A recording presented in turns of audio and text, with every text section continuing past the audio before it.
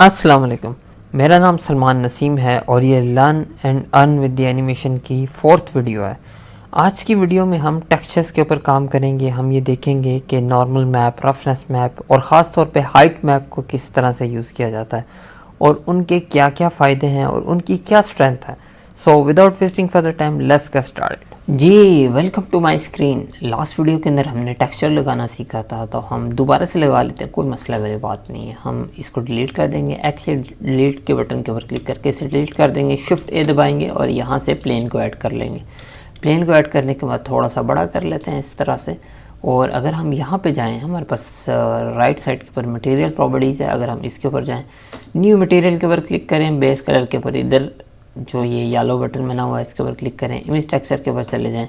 यहाँ से जाके हम अगर जिस भी जगह के ऊपर हमारे पास वो टेक्सचर पड़ा हुआ है वो हम सिलेक्ट कर लें तो हमारे पास शो होना शुरू हो जाता है। अगर ना शो हो रहा हो तो हमने रेंडर या फिर मटेरियल प्रीव्यू के ऊपर जाना होता है। तो हम रेंडर के ऊपर चले जाते हैं क्योंकि अभी इस वक्त मैं ईवी यूज़ कर रहा हूँ।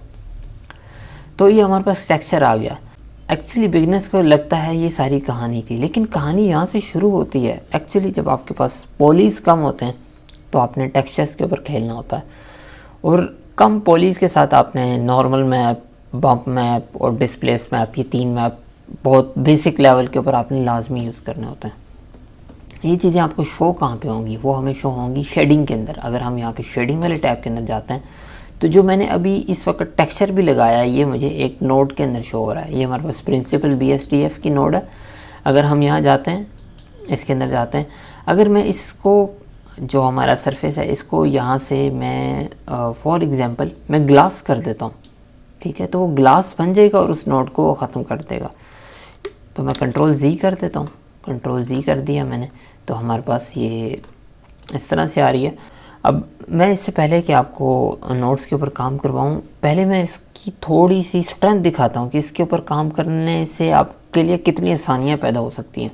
हम क्या करते हैं, मॉडिफायर वाले सेक्शन में जाते हैं, यहाँ पे एक मॉडिफायर लगाते हैं जिसे कहा जाता है सब डिवीजन सरफेस, ठीक है, और इसे 4 कर देते हैं।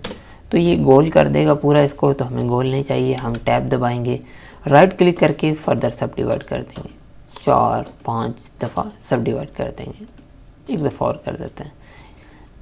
याद रखें इतना ज़्यादा सब डिवाइड ना कीजिएगा कि आपका PC या लैपटॉप उसको अलाउ ना करे, उतना ही करना है जितना आपका लैपटॉप अलाउ कर रहा हो, ठीक है।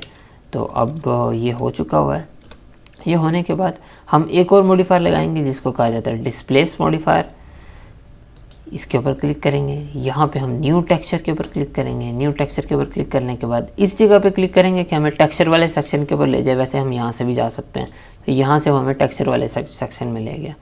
हम कहते हैं कि हमने एक नया टेक्सचर लगाना है, ओपन करो उसके ऊपर, और ये यहाँ पे मेरे पास हाइट मैप पड़ा हुआ है। ये अगर आप काले कलर का जो देख रहे हैं ये हाइट मैप है, इसके साथ नॉर्मल मैप है, रफनेस मैप है, ये बेसिक मैप जिसकी मैं भी बात कर रहा था। हम हाइट मैप को सिलेक्ट करना। अब ये हाइट मैप मुझे मिला कहाँ से है? ये हाइट मैप मुझे टेक्सचर हेवन से मिला है। ये बहुत ज़बरदस्त वेबसाइट है, ख़ासतौर पे बिगनर्स के लिए बहुत अच्छी वेबसाइट है। यहाँ पे आपको बेतहाशा मैप्स मिलेंगे, बेतहाशा टेक्सचर्स मिलेंगे जिसके ऊपर आप काम कर सकते हैं, जिनके ऊपर आप रियलिस्टिक चीज़ें बना सकते हैं। और ये बहुत ज़बरदस्त चीज़ें आपको यहाँ पे मिलेंगी मैप्स के हवाले से, टेक्सचर्स के हवाले से। तो इसको अपना दोस्त लाजमी बना लें, ठीक है। हम यहाँ पे हाइट मैप को सिलेक्ट करते हैं, तो आप ये देखें, अगर मैं यहाँ पे जाके जूम इन करता हूँ तो आप ये देखें, ये पूरी एक पहाड़ की लुक देना शुरू हो गया है। चेक करें, ये एक मैप लगाने की वजह से, सिर्फ एक मैंने हाइट मैप लगाया है उसकी वजह से ये हाल है, ये चीज़ है, इतनी है। अब हम इसके ऊपर बाकी मैप भी लगाते हैं, इसी तरह बाकी मैप भी लगाते हैं। बाकी मैप लगाने के लिए उससे पहले हम क्या करते हैं, हम साइकिल्स में चले जाते हैं। साइकिल्स के अंदर आप कह लें कि रेंडरिंग ज़रा थोड़ी सी ज़्यादा आसान, ज़्यादा अच्छी, ज़्यादा रियलिस्टिक होती है। अगर हम यहाँ पे जाके देखते हैं, लेआउट सेक्शन के अंदर जाके देखते हैं, तो ये फाइनल रिज़ल्ट है जो हमें शो होना है। तो ये इस तरह से आ रहा है।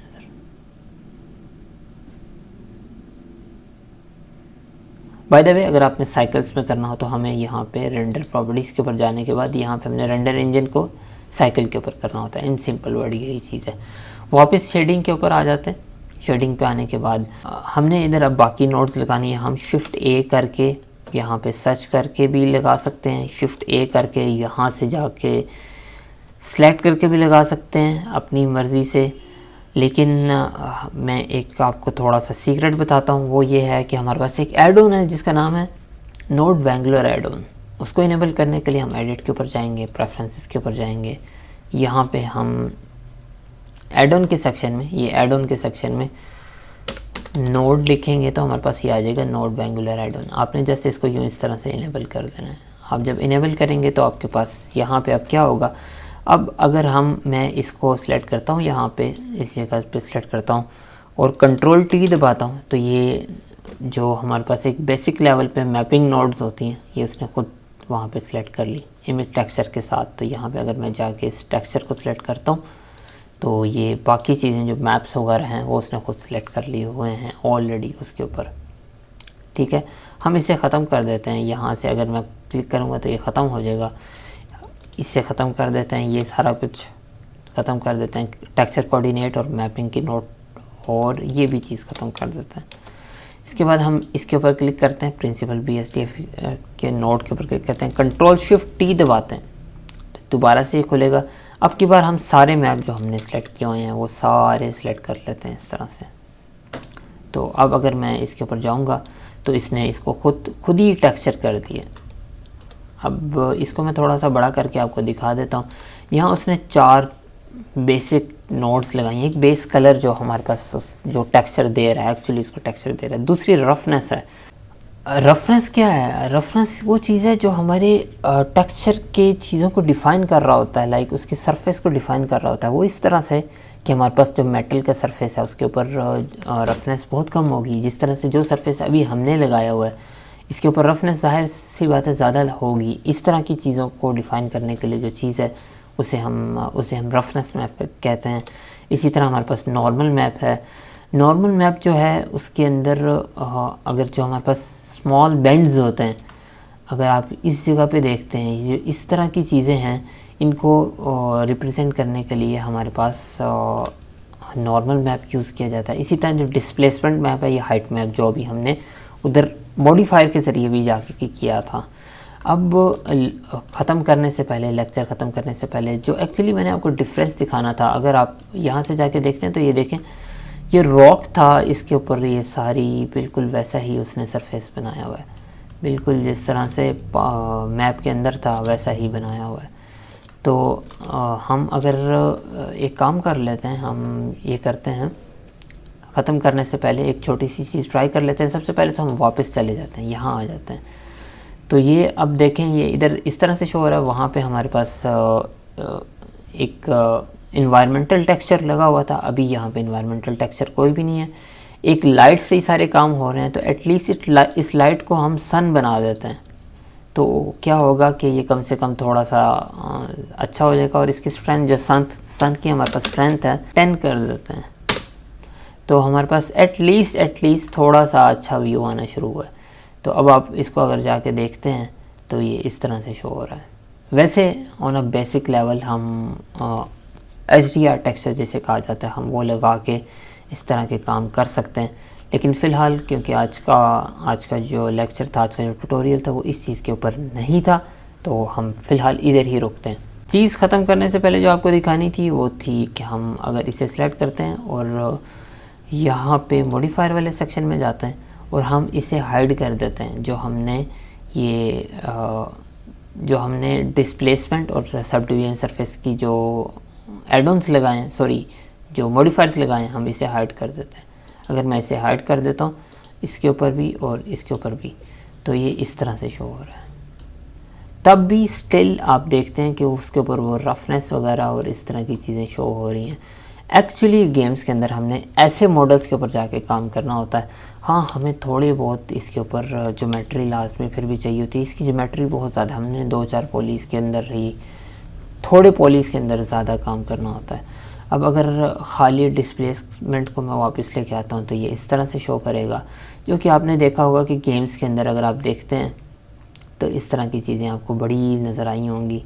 और सब डिवीज़न फर्दर अगर मैं अपनी उसको सब डिवाइड करता हूँ तो ये इस तरह से शो करेगा।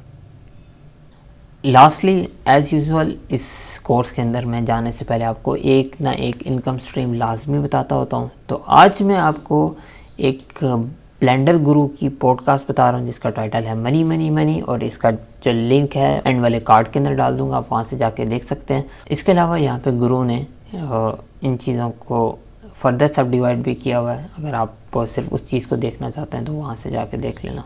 लेकिन मैं ये रिकमेंड करूँगा कि आप इस पूरी पॉडकास्ट को देखो तो आपको चीज़ें बहुत हद तक क्लियर हो जाएंगी अर्निंग के हवाले से। तो नेक्स्ट वीडियो में मुलाकात होगी। अपना बहुत ख्याल रखिएगा। अल्लाह हाफ़िज़।